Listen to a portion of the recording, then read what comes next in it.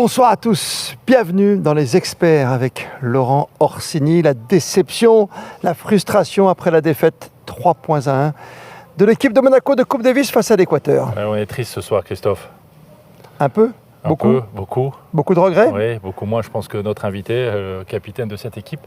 Mais c'est vrai que voilà, on attendait beaucoup de cette rencontre. On a été un petit peu déçus. Il y a eu beaucoup de rebondissements. Il y a eu des hauts, des bas. Mais malheureusement, c'est l'Équateur qui l'emporte au final. Merci Guillaume Couillard d'être avec nous ce soir encore sur Monaco Info pour Les Experts. On reste encore sur cette déception du dernier simple parce qu'il y avait vraiment de la place. On perd 6-1, on mène 1-0 et là, l'orage tombe à partir de 14h, 2 heures d'attente, on revient. Et un Valentin Vachereau qui nous redynamise et qui gagne finalement sa manche. Et puis après, patatras. Que s'est-il passé pour perdre 6-1 dans la troisième ? Ouais, c'est complexe.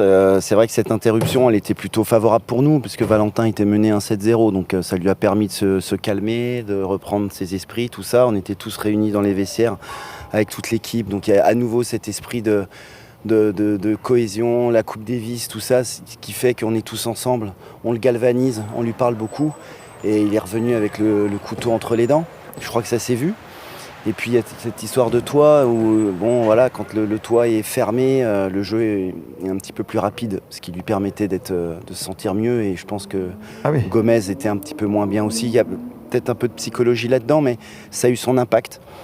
Voilà, et puis après on a enlevé le toit, et puis bah voilà, c'est quand il y en a un qui se sent un petit peu mieux, l'autre se sent forcément un petit peu moins bien, et puis bah voilà, ça fait des scores un petit peu bizarres. C'est la théorie des vases communicants, on rappelle les faits, 14h il pleut, on bâche, on tire le toit, on revient vers 16h, il repleut, on voulait jouer sans le toit côté équatorien, à Monaco on était d'accord pour jouer de deux façons, d'accord ? Le toit nous dérangeait pas, au contraire, ça faisait quelque chose de différent. De flou, de décision là, pendant un moment où on ne savait pas trop c'est ça.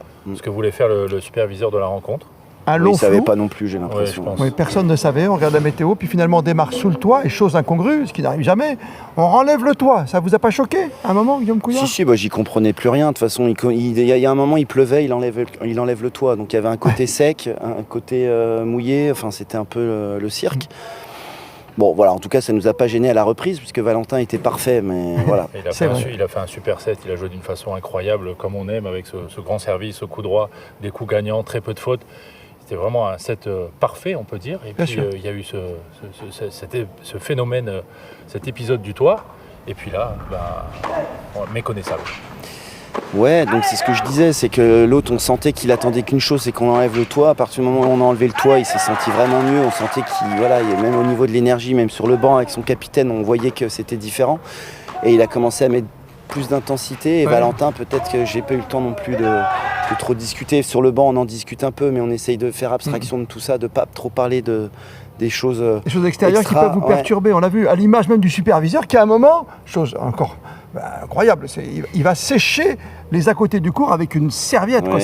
C'est pas possible ça, on n'a jamais vu ça. Ni Laurent, ni vous Guillaume. Exactement, mais on peut penser que cet épisode l'a fait sortir du match. Alors effectivement, c'est des choses qu'il faut appréhender, qu'il faut gérer. C'est pas facile, certes.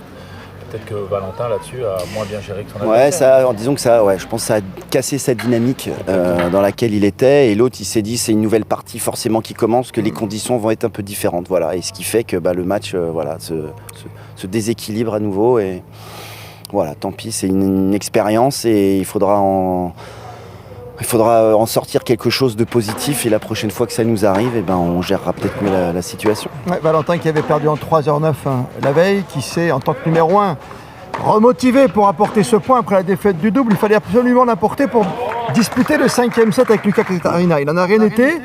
Il y a effectivement cette frustration, mais on apprend beaucoup de ce genre de rencontres. Bien sûr, on apprend beaucoup. Oui. Nous, on a finalement très très peu de rencontres à ce niveau-là de la compétition, même si ça fait quelques années qu'on arrive à tirer notre épingle du jeu et être dans ce groupe 2. Eux, c'est vrai que c'est un pays historiquement qui est dans des grosses divisions, donc ils ont peut-être cette expérience qu'on n'a pas. Voilà, je ne suis pas en train de trouver des excuses, mais voilà, je pense qu'on va tirer beaucoup d'enseignements de cette rencontre. Et puis voilà, je veux dire, il y a une prochaine rencontre en février et on sera prêt, j'espère. On espère. Prochaine rencontre, c'est une information. Donc, alors qu'on revoit les images, bien sûr, de cette défaite, février, c'est le prochain rendez-vous. Voilà, avec un tirage au sort pour connaître le futur adversaire de Monaco, normalement, qui devrait être début octobre. Juste un mot sur le double, auparavant, qui avait débuté aux heures du matin. On sait 7 matchs, 7 victoires pour ce double, avec en plus de belles expériences cette année en finale, hein, que ce soit pour Romain ou pour Hugo Nice ou Romain Arneodo. Et puis, ils n'étaient pas dedans, quoi. Il leur a manqué, quoi. C'est pas de la motivation? Qu'est-ce qui n'a pas fonctionné aujourd'hui? Non, c'était pas un manque de motivation. Au contraire, des fois, quand on est trop motivé, c'est peut-être là qu'on passe à côté des choses. Non, je pense qu'il faut féliciter leurs adversaires qui ont vraiment été très bons. Je pense qu'ils ont vraiment sorti le match. On les connaît, hein, c'est des joueurs qu'on côtoie et qu'on voit régulièrement sur le tournoi du Grand Chelem tout au long de l'année.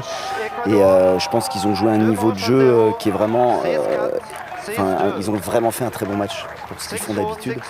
Et je ne sais pas qu'on a été surpris, c'est que nous on était un petit peu en dedans. Ça peut arriver aussi d'être des fois un petit peu moins bien. Voilà, il y a eu un changement de surface. Je pense, voilà, peut-être qu'on a eu un petit peu de mal à faire cette transition entre l'US Open sur dur et cette surface terre battue. Voilà, maintenant, pareil, on va essayer d'en tirer des enseignements pour pas que ça se reproduise. Mais bon, voilà, après, ils ont quand même, moi qui étais sur le terrain avec eux, je peux vous garantir qu'ils cherchaient des solutions et ils n'étaient pas abattus. Voilà, ils savaient qu'ils pouvaient revenir et ils n'étaient pas contents de ce qu'ils faisaient. Hein. Mais ça n'a pas fonctionné, Laurent.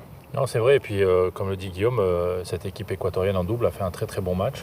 Très très peu de fautes, beaucoup d'intensité dans les frappes du fond du court, des balles qui étaient lourdes. Ils rataient pas beaucoup. On sait aussi que ça peut être la clé, et a fortiori sur terre battue.